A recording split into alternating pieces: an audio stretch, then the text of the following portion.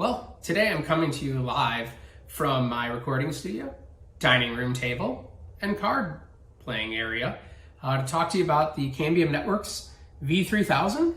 And I'm going to take some time, show you what it is, how it works, what you need to get it hung up on your tower, how you're going to power it, and all the boxes that are needed to get it all together.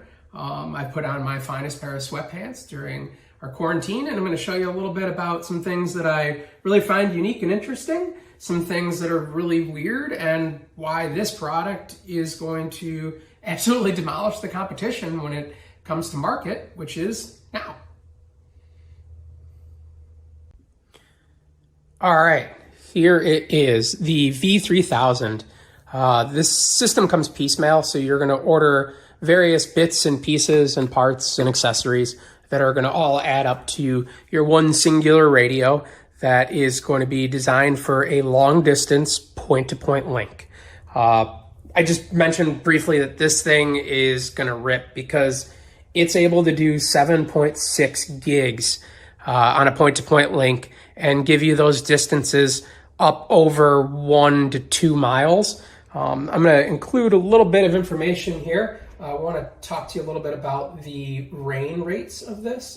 From what was provided me from the manufacturer, if you're going V3000 to V3000, you can reliably do up to, let's see here, around 0.8 to 0.6 to 0.8 miles and still have 99.99% availability at 1 gigabit, and 0.6 miles will give you 2 gigs of throughput, that being a full duplex number, so you'd be looking at 4 gigabits respectively. So you can sell those 1 gigabit plans on this in a heavy rain region, having that availability of 99.99 up to about 0.7 miles. And the no rain numbers on this are that you can do easily 2 miles and still have that high-end throughput that you're looking for of that 7 gigabit number. Some things that make this a little bit unique and different are, I don't know if you could tell, but it's buried back there. So when you order this equipment, you're going to have to order the radio, which comes in a pretty large box. You're going to have to order a dish, which comes in an even larger box, much lighter, but much larger box.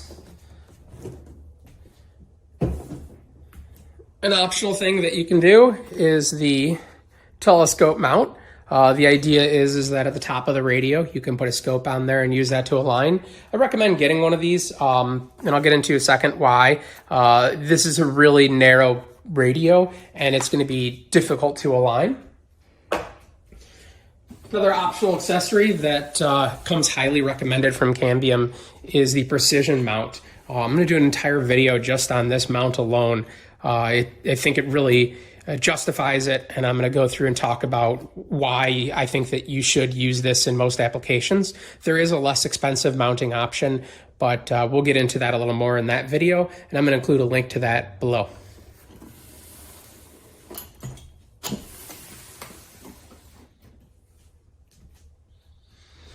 And here we are, the V3000. As I mentioned, comes in 2 pieces. So you've got this big dish, and then separately on the back, you have your radio. So first off, it's heavy. You know, I was expecting this to be a lot lighter, something that's based on a Wi-Fi standards. You kind of think to yourself, oh, this is going to be a really small, light radio. And when I was talking to the manufacturer, Cambium, they mentioned that there's an incredibly large amount of processing power it takes to not just be able to provide that head-end data number, but to have the sustained amount of packets that are going to have to be slammed through this radio. So they're not just out there to give it that head-end number that everyone wants to hit on the speed tests, but they truly want thousands of people to be able to connect through this radio and not have the bottleneck of the processor. So it's big, it's large, it's built to dissipate a lot of heat. Similar to the distribution node, the V3000 or the V5000, This has 3 ports on the bottom. You've got your power supply port, you've got an auxiliary power port, which you could hook up a camera or another subscriber module if you wanted to do some sort of longer range link with a failover of 5 gigahertz. And then you also have an SFP plus port. If you're going to be needing to do over a gigabit of data, you're going to heavily utilize that SFP plus port.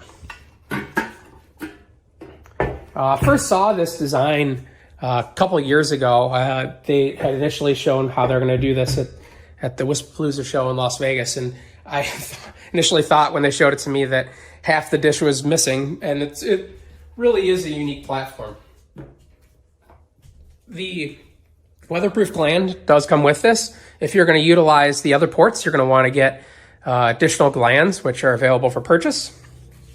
And what doesn't come with is a power supply. Most people that are going to be using these already have a PoE plus switch, so they're not going to need to buy the individual power bricks. Cambium saves you a couple bucks on that, and so you would be using your own PoE power switch. If you do want, they do have 60 watt capable, which is a 5 gigabit PoE switch, so you could run 5 gig on this over internet if you want, or over Ethernet if you'd like to.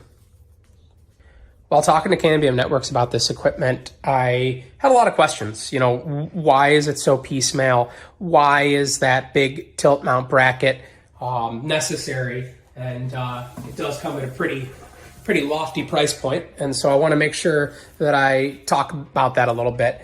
This radio has a very, very narrow beam. From what they've told me, it's not even 1 degree. It's 0.8 degrees wide.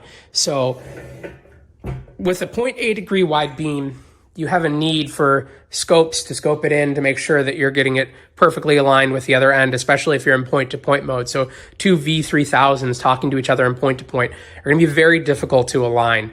And once you do get it aligned, you're going to want to lock it in. And this mounting bracket lets you be extremely precise about that. So this isn't going to necessarily work from tower to tower that are very far away. As the towers move and sway, just like the camera did when I hit it, you're gonna lose that alignment. And that had typically been how everything ended. But this is a little bit different, and there are some caveats. And this is something that I truly found interesting and didn't realize until today, that this has the beamforming antenna in it, just like the V1000 and the V3000.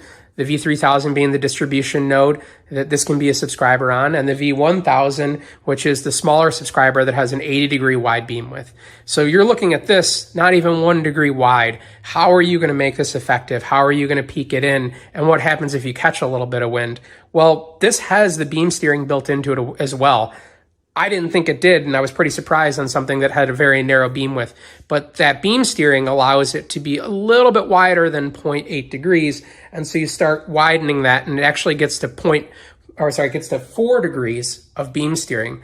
The idea being is that if you're using the scope and you're using the precision mount and you can peak this in, you can get it within that 4 degrees. And if you can get it to the middle of 4 degrees, as the wind adjusts and these radios are torquing on the towers and the buildings from each other, and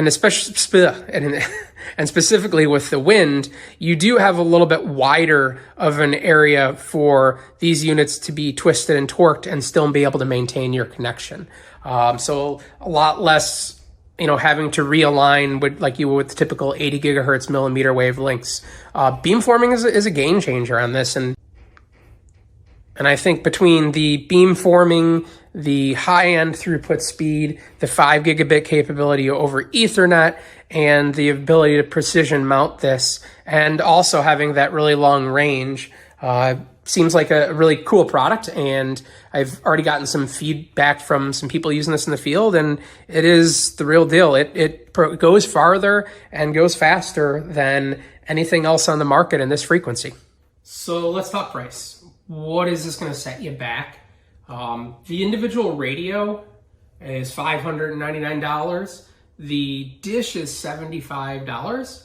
And add that up and the discount off of list price, you're looking at a street price of around $540 to these. A little bit on the pricier end. There are some other competitors on the market that do about half this speed, and they're a little bit less expensive. So what sets this apart?